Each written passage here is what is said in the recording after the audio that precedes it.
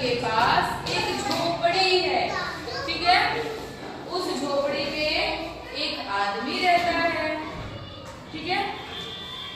वो आदमी बहुत गरीब है और उस जगह पर क्या है, उसके झोपड़ी के जस्ट बगल में एक बड़ा सा पहाड़ है और वहां पर नदियां भी रहती हैं। नदियों के उस पार नारियल का पेड़ है। आदमी सोचता है कि क्यों ना मैं कुछ बिजनेस करूं।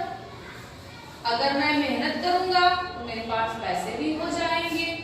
आदमी सोचता है, फिर एक नाव बनाता है और उस नाव से वो नदी के उस पार जाता है और वहां वो पहुंच करके पेड़ों से कुछ नारियल तोड़कर लाता है और लाकर अपने नाव पर रखता है। फिर चप्पू के माध्यम से वो नाव को चलाते हुए किनारे पर लाता है।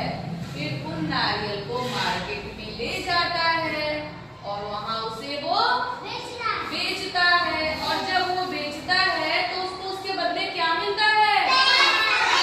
हाँ, उसके बदले उसको पैसा मिलता है, जिससे उसके घर में अमीरी आती है। हाँ, रोटी आती है, कपड़ा आता है, उसका घर बनता है ना। समझे? तो ये तो है हमने बनाया है इसको, कहानी को। अब आप अपने तरीके से, आपको जो समझ में आएगा उस तरीके से आप कहानी को बताओगे, ठीक है।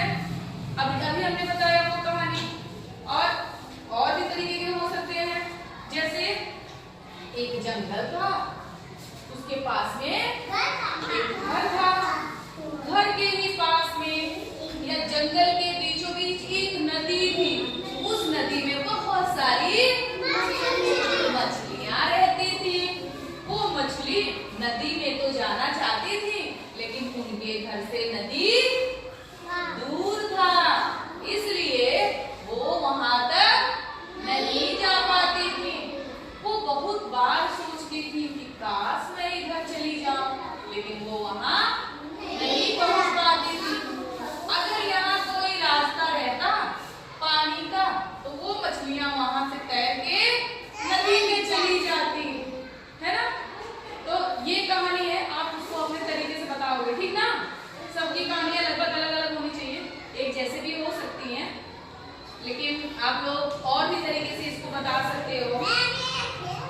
जैसे एक जंगल था, उसके पास एक घर था और उसी घर के पास एक बड़ा सा पहाड़ था। एक ही नहीं, दो पहाड़ थे। उन दो पहाड़ों के बीच नदी बहती थी, है ना। और उस नदी में हमने देखा एक नाव चल रही है। नाव पर तो कुछ नारियल रखे हुए हैं। अगर नारियल नहीं भी बोल पाए तो आप कहोगे नाव में तो कुछ रखे हुए हैं। समझ में